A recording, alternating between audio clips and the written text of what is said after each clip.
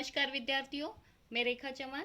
बच्चों, आज मैं आप लोगों के लिए मुंशी प्रेमचंद जी द्वारा लिखित कहानी लाई हूँ। कहानी का नाम बूढ़ी काकी है। कहानी शुरू करने से पहले हम मुंशी प्रेमचंद जी के बारे में थोड़ा जान लेते हैं।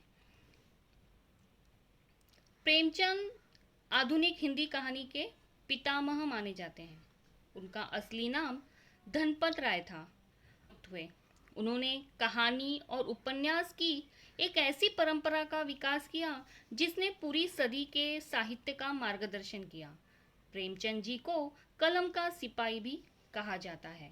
उनकी कुछ प्रमुख कृतियां हैं, वो इस तरह से हैं: सेवा सदन, प्रेमाश्रम, रंगभूमि, निर्मला, कायाकल्प, गबन, कर्मभूमि, गोदान, मंगलसूत्र, ये उनका अपूर्ण उपन्यास है। संग्राम, करबला और प्रेम की वेदी नाटक, हंस, माधुरी, जागरण आदि संपादन उन्होंने किए हैं। मानसरोवर कहानी संग्रह इत्यादि। चलते हैं इस पाठ की प्रस्तावनाओं की ओर। वो इस तरह से है: बूढ़ी काकी कहानी के माध्यम से कहानीकार प्रेमचंद जी ने हमारे समाज में वृद्धों की दयनीय स्थिति का बड़े ही मार्मिक ढंग से वर्णन किया है। साथ ही यह बताने का प्रयास किया है कि बुजुर्ग उपेक्षा के पात्र बन गए हैं।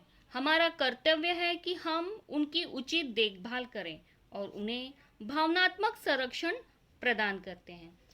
इस तरह से ये कहानी का प्रस्तावना रही। अब हम चलते हैं इस कहानी के सारांश को देख लेते हैं। वो इस तरह से है: कहानी की प्रमुख पात्र बूढ़ी काकी है।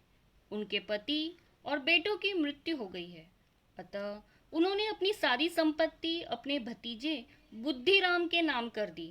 संपत्ति लिखाते समय बुद्धिराम ने काकी की उचित देखभाल और भरण पोषण करने के बड़े बड़े वादे किए थे, लेकिन जैसे ही संपत्ति मिली वैसे ही उसमें परिवर्तन आ गया। वह और उसकी पत्नी रूपा काकी का ठीक से ख्याल नहीं रखते थे। काकी को भरपेट भोजन भी मुश्किल से मिलता था। बुद्धिराम के बड़े बेटे मुखराम का तिलक उत्सव था। तरह तरह के व्यंजन बनाए गए थे। कचौड़ी, पूड़ियाँ, दही और चीजें पकाई गई थी। काकी को इन व्यंजनों की महक रोक न सकी। बूढ़ी काकी हाथों के बल सरकती हुई बड़ी कठिनाई से चौखट से उतरी और धीरे धीरे रेंगती हुई कढ़ा के पास आ बैठी। बूढ़ी काकी को कढ़ा के पास बैठा देख रूपा जल ही गई। उसका क्रोध न रुका।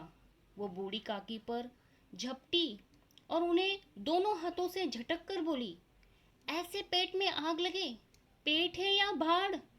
कोठरी में बैठते हुए क्या दम घुटता था? अभी मेहमानों ने नहीं खाया, भगवान को भोग नहीं लगा, तब तक धैर्य न हो सका, आकर छाती पर सवार हो गई। इतना ठूसती है, न जाने कहाँ भस्म हो जाता है। भला चाहती हो तो जाकर कोठरी में बैठो। जब घर के लोग खाने लगेंगे तब तुम्हें भी मिलेगा। तुम कोई देवी नहीं हो कि चाहे किसी के मुंह में पानी न जाए परंतु तुम्हारी पूजा पहले ही हो जाए। आखिर काकी अपनी कोठरी में चली गई। उन्होंने निश्चय किया अब वो स्वयं खाना खाने के लिए नहीं जाएगी।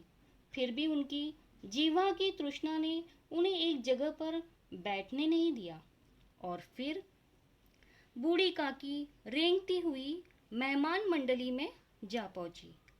कई आदमी चौंक कर उठ खड़े हुए, पुकारने लगे, अरे यह बुढ़िया कौन है? ये कहाँ से आ गई? देखो किसी को छू न दे। पंडित बुद्धिराम काकी को देखते ही क्रोध से तिलमिला गया।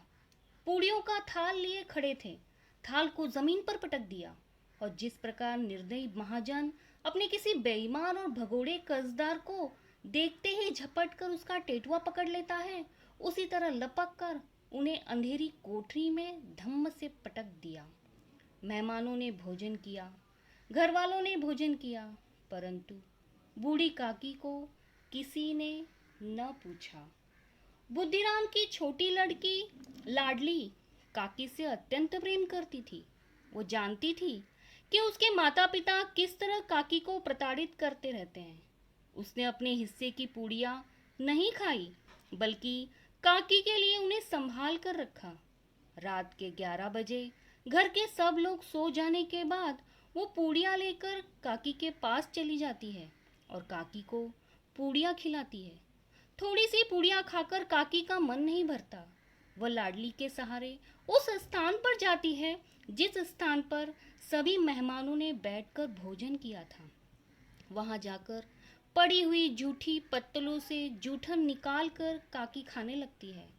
उसी वक्त रूपा नींद से उठ जाती है और देखती है कि काकी जूठी पत्तलों से पूड़ियों के टुकड़े निकाल निकाल कर खा रही है। यह दृश्य देखकर करुणा और भय से उसकी आंखें भर जाती हैं। उसे इस बात का ज्ञान हो जाता है कि उसने बहुत बड़ा अधर्म किया। वह ईश्वर से मिलने वाले दंड से डरती है।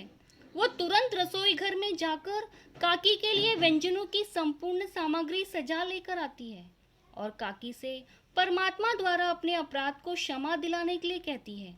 काकी भी सब कुछ भूलकर पूड़ियाँ खाते खाते सदिच्छाएं देती है। रूपा का हृदय परिवर्तन हो जाता है। बच्चों, उम्मीद है आप लोगों को ये कहानी अच्छी ही लगी होगी।